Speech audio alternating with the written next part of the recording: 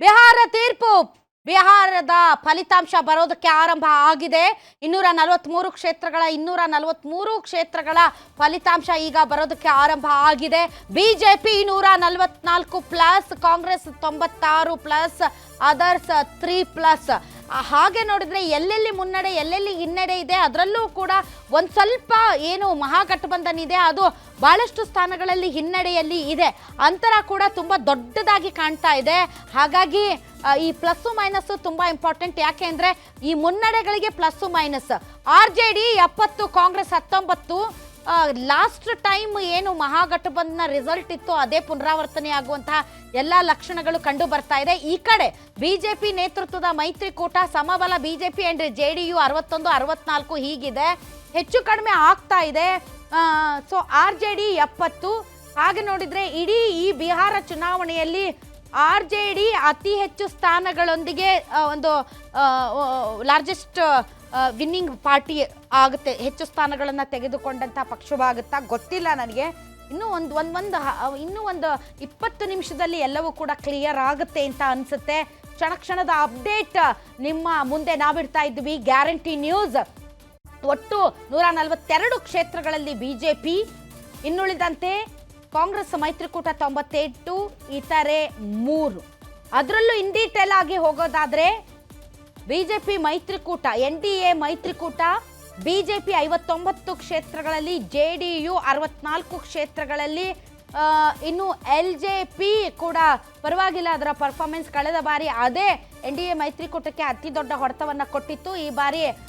LJPನ ತಮ್ಮ ತೆಕ್ಕೆಗೆ ಹಾಕೊಳ್ಳೋದಕ್ಕೆ ಎನ್ಡಿಎ ಮೈತ್ರಿಕೂಟ ಸಫಲವಾಗಿರೋದ್ರಿಂದ LJP 15 ಸ್ಥಾನಗಳಲ್ಲಿ ಇತರೆ 4 ಸ್ಥಾನಗಳಲ್ಲಿ ಮುನ್ನಡೆ ಪ್ರಕಟಿತ ಫಲಿತಾಂಶ ಇನ್ನೂ ಒಂದು ಬಂದಿಲ್ಲ ಅಂತ ಅನ್ಸುತ್ತೆ ಆದರೆ ಈ ಒಂದು ಮುನ್ನಡೆಯ ಗ್ಯಾಪ್ ಏನಿದೆ ಅದು ಎಷ್ಟರ ಮಟ್ಟಿಗಿದೆ ಅನ್ನೋದರ ಮೇಲೂ ಕೂಡ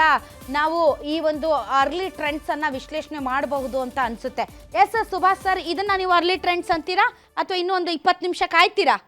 ಇದನ್ನ ಅರ್ಲಿ ಟ್ರೆಂಡ್ ಅಂತ ಹೇಳ್ಬೋದು ಯಾಕಂದ್ರೆ ಈಗ ಆಲ್ರೆಡಿ 9:30 ಆಗ್ತಾ ಬಂತು ಎಲ್ಲ 243ಕ್ಕೆ 243 ಬಂತು ಮತ್ತು ಈಗ ಇರುವಂತ ಒಂದು ಫಿಗರ್ ಏನು ಬರ್ತಾ ಇದೆ 140 ಪ್ಲಸ್ NDA ಅಂದ್ರೆ NDA ನಿಶ್ಚಿತವಾಗಿಯೂ ಕೂಡ ಮುನ್ನಡೆ ಒಳಗಡೆ ಇದೆ ಅಂತ ಈಗ ಅದು ನಂಬರ್ ಹೆಚ್ಚು ಕಮ್ಮಿ ಆಗಬಹುದು ಅಥವಾ ಅದೇನಾದರೂ ಬಹಳ ದೊಡ್ಡ ಪ್ರಮಾಣದೊಳಗಡೆ ಏನಾದರೂ ಉಲ್ಟಾ ಪುಲ್ಟಾ ಆಗತ್ತಾ ಅಂತ ನೋಡ್ಬೇಕು ಸಾಧ್ಯತೆಗಳು ಬಹಳ ಕಡಿಮೆ ಅಂತ ಅನ್ಸುತ್ತೆ ಇದನ್ನ ಡೆಫಿನೆಟ್ಲಿ ನಾವು ಅರ್ಲಿ ಟ್ರೆಂಡ್ ಅಂತ ಹೇಳ್ಬೋದು ಆಮೇಲೆ ಈ ಕಡೆ ಸರ್ ಇದು ಮಹಾಗಠಬಂಧನ್ನಲ್ಲಿ ಸುಮಾರು 20ಕ್ಕೂ ಹೆಚ್ಚು ಸೀಟ್ಗಳಲ್ಲಿ ಸರ್ ಅಂತರ ಏನಿದೆ ತುಂಬಾ ಕಡಿಮೆ ಇದೆ ಅದು ಆ ಕಡೆನೇ ಹೋಗ್ಬೋದು ಈ ಕಡೆನೇ ಹೋಗ್ಬೋದು -28 ಇದೆ ಅದು ಅಲ್ಲಲ್ಲ ಆ ಥರದ್ದು ಡೆಫಿನೆಟ್ಲಿ ಇರುತ್ತೆ ಲಾಸ್ಟ್ ಟೈಮ್ ಇಲೆಕ್ಷನ್ ನಾವು ನೋಡಿದ್ರೆ 2020 ಇಲೆಕ್ಷನ್ ಒಳಗಡೆ ಮಹಾಗಠಬಂಧನ್ ಮತ್ತು NDA ನಡುವೆ ಇದ್ದಂಥ difference only 0.03% vote 37.26 NDAಗಿದ್ದರೆ 37.23 ಮಹಾಗಠಬಂಧನ್ಗಿತ್ತು 0.3% difference but otherwise also ಕರ್ನಾಟಕದ ತಗೊಂಡ್ರೆ ಸರ್ ಯಾವಾಗ ಬಿಜೆಪಿ ಅಧಿಕಾರಕ್ಕೆ ಬಂತು ಆವಾಗ ವೋಟ್ ಶೇರ್ ಅಲ್ಲಿ ಕಾಂಗ್ರೆಸ್ ಜಾಸ್ತಿ ಇತ್ತು ಬಟ್ ಸೀಟ್ಗಳಾಗಿ ಕನ್ವರ್ಟ್ ಆಗಿತ್ತು ತುಂಬಾ ಕಡಿಮೆ ಹೌದು ಅಲ್ಲ ಅದ 0.3 ಇದ್ರೂ ಕೂಡ 15 ಸೀಟ್ಗಳ ವ್ಯತ್ಯಾಸ ಆಗಿತ್ತು ಆಮೇಲೆ ಓಟ್ಗಳ ಲೆಕ್ಕ ತಗೊಂಡ್ರು 12,000 ಓಟ್ಗಳು ಮಾತ್ರ ಕಡಿಮೆ ಬಂದಿತ್ತು ಮಹಾಗಠಬಂಧನ್ಗೆ ಈ ಸಾರಿ ಎಕ್ಸಿಟ್ ಪೋಲ್ನಲ್ಲಿ ಎಲ್ಲರೂ ಹೇಳೋ ಪ್ರಕಾರ NDA ಮತ್ತು ಮಹಾಗಠಬಂಧನ್ ನಡುವೆ ಒಂದು 10% ಡಿಫ್ರೆನ್ಸ್ ಇರುತ್ತೆ 8ರಿಂದ 10% ಅಂತ ಹೇಳ್ತಾ ಇದ್ದಾರೆ ಅದು ಏನಾದರೂ ನಿಜ ಆಗ್ಬಿಟ್ರೆ ಇದು 140 135 140 ಮೇಲೆ ಬರ್ಬೋದು ಇವರು 100 ಕೂಡ ಟಚ್ ಆಗಲಿಕ್ಕಿಲ್ಲ ಆ ಥರದ್ದಿದೆ ಬಟ್ ನನಗೆ ಅನಿಸ್ತಾ ಇದೆ ಇನ್ನೂ ಕೂಡ ಇದು ಟೂ ಅರ್ಲಿ ಆ ರೀತಿ ಒಂದು ಪ್ರಿಡಿಕ್ಷನ್ ಮಾಡಲಿಕ್ಕೆ ಸ್ವಲ್ಪ ವೇಟ್ ಮಾಡಬೇಕು ಬಹಳಷ್ಟು ಸರ್ ಆದರೂ ಕೂಡ ಸರ್ 20 ವರ್ಷಗಳ ಕಾಲ ಆಡಳಿತ ನಡೆಸಿದಂಥ ನಿತೀಶ್ ಕುಮಾರ್ ಅವರಿಗೆ ಒಂದು ಆಡಳಿತ ವಿರೋಧಿ ಅಲೆ ಅನ್ನೋದು ಒಂದಿಷ್ಟು ಕೂಡ ಕಾಣದೇ ಇರೋ ರೀತಿಯಲ್ಲಿ ಅವರು ಮ್ಯಾನೇಜ್ ಮಾಡ್ಕೊಂಡಿದ್ದಾರೆ ಅಂತಂದ್ರೆ it's a big achievement sir 20 ವರ್ಷ ಇಸ್ ನಾಟ್ ತುಂಬಾ ಕಡಿಮೆ ಅವಧಿ ಏನಲ್ಲ 20 ವರ್ಷ ತುಂಬಾ ದೊಡ್ಡ ಅವಧಿ 100% 20 ವರ್ಷಕ್ಕೆ ಹೊಸ ವೋಟರ್ಸೇ ಬಂದಿದ್ದಾರೆ ಈಗ 100% ಸತ್ಯ ಯಾಕಂದ್ರೆ ಅದಕ್ಕೆ ಕಾರಣ ಏನು ಅಂತಂದ್ರೆ 20 ವರ್ಷ ಅಧಿಕಾರ ಮಾಡಿದ ಮೇಲೂ ಅವ್ರ ವಿರುದ್ಧ ಆಡಳಿತ ವಿರೋಧಿ ಅಲೆ ಇಲ್ಲ ಅದಕ್ಕೆ ಭಾಳ ಮುಖ್ಯವಾದಂಥ ಕಾರಣ ಏನು ಅಂತಂದರೆ ನಿತೀಶ್ ಕುಮಾರ್ ಅವರ ಮೇಲೆ ವೈಯಕ್ತಿಕವಾಗಿ ಏನೂ ಆರೋಪಗಳು ಇಲ್ಲ ಭ್ರಷ್ಟಾಚಾರದ ಆರೋಪಗಳು ವೈಯಕ್ತಿಕವಾಗಿ ಅವ್ರ ಮೇಲಿಲ್ಲ ನಿತೀಶ್ ಕುಮಾರು ತಮ್ಮ ಫ್ಯಾಮಿಲಿಯ ಜನರನ್ನು ರಾಜಕಾರಣದೊಳಗಡೆ ಮುಂದುವರಿಸುವಂಥ ಪ್ರಯತ್ನವನ್ನು ಮಾಡಲಿಲ್ಲ ಕುಟುಂಬ ರಾಜಕಾರಣವನ್ನು ಮಾಡಲಿಲ್ಲ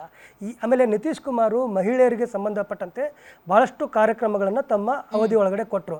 ವಿಶೇಷವಾಗಿ ಅಲ್ಲಿ ಪಂಚಾಯಿತಿಗಳಲ್ಲಿ 50% ರಿಸರ್ವೇಷನನ್ನು ಮಹಿಳೆಯರಿಗೆ ಕೊಟ್ಟರು ಆಮೇಲೆ ಎಲ್ಲ ವಿದ್ಯಾರ್ಥಿನಿಯರಿಗೆ ಶಾಲೆ ಕಾಲೇಜು ವಿದ್ಯಾರ್ಥಿನಿಯರಿಗೆ ಸೈಕಲನ್ನು ಕೊಟ್ಟರು, ಯೂನಿಫಾರ್ಮ್ ಆಮೇಲೆ ಯೂನಿಫಾರ್ಮನ್ನು ಕೊಟ್ಟರು, ಆಮೇಲೆ ಈಗ 10,000 ರೂಪಾಯಿಯನ್ನ ಚುನಾವಣೆ ಘೋಷಣೆ ಆದಮೇಲೆ ಕೊಟ್ಟರು. ಈ ಎಲ್ಲ ಸಂಗತಿಗಳು ಎಲ್ಲದಕ್ಕಿಂತನೂ ಹೆಚ್ಚಿಂದು ಅಂದರೆ ಸಾರಾಯಿ ನಿಷೇಧ.